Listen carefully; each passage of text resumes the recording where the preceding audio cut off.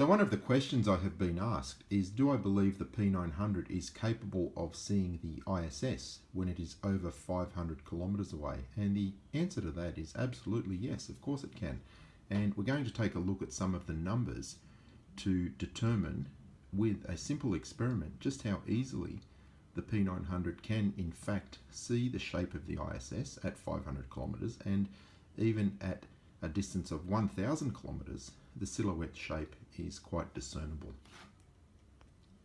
So how big is the ISS? Well, it's 109 meters wide. And how far away is it on a typical transit? We can look at the ISS Transit Finder, and these are some of the upcoming transits in Sydney, Australia over the next few weeks.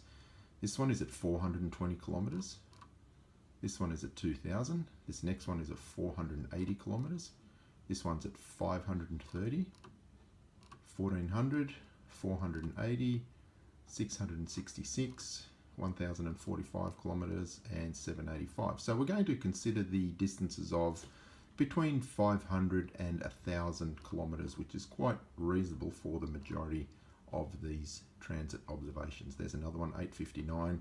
There's another one, 459 kilometers. So we're looking at an object that is 109 meters in size, and it is between 500 and 1000 kilometers away. So what angular size does that result in? And for that we can go to an angular size calculator, and we can input the size of the object, and we can input the distance of the object, and it will give us an answer in either degrees, minutes, or seconds. Okay, so what I've done is just tabulate some of those calculations on this next page, where we can identify the approximate angular size. So can a P900 camera see the ISS from Earth? The ISS is 109 meters inside. Looking at distances 500 to 1000 kilometers will result in an angular size of 45 to 22.5 arc seconds. So for my experiment, I actually drew small images of the ISS on a piece of paper, one of them 2 centimeters in size, and the other one 1 centimeter in size, and I set up those pieces of paper at 100 meters. I was actually a little bit further than that, but let's be conservative. The angular size at that point was 41 to 20.6 arc seconds. So it's certainly in the same range of what we would see with the real ISS 500 to 1000 kilometers away. So let's take a look at these small images I drew on a piece of paper, and you can see that the small one is in fact less than 1 centimeter in size. The other one is approximately 2 centimeters in size. So these are going to represent the sizes of the ISS at 500 and 1000 kilometers respectively from a distance of 100 meters in the park. So let's take a look at the results now.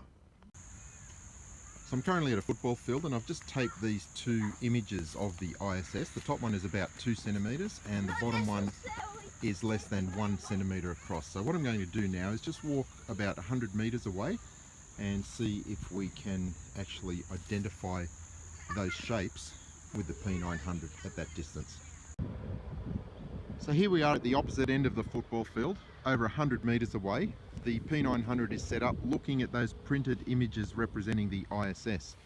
And from this distance, representing scale distances of 500 and 1000 kilometers respectively, the shape is still clearly identifiable.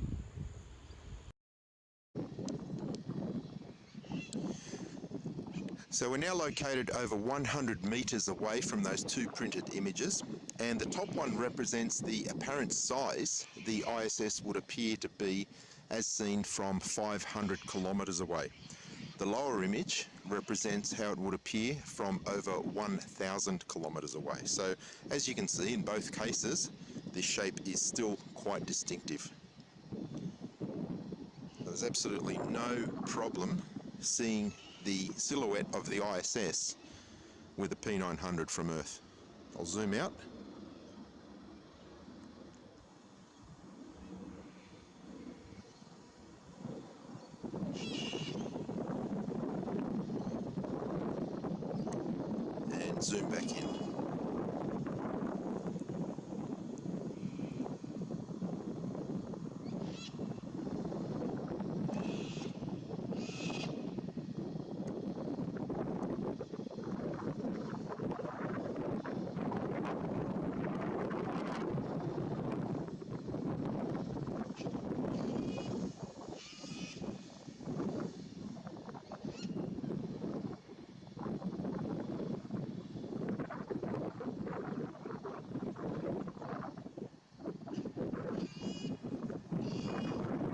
this experiment demonstrates that you could absolutely see the silhouette of the ISS in front of the Sun or the Moon with a P900.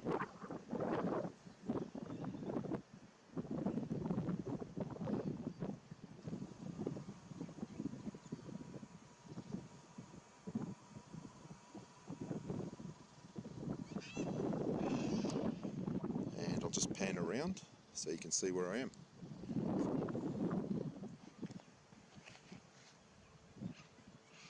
I'm at the opposite end of a football field.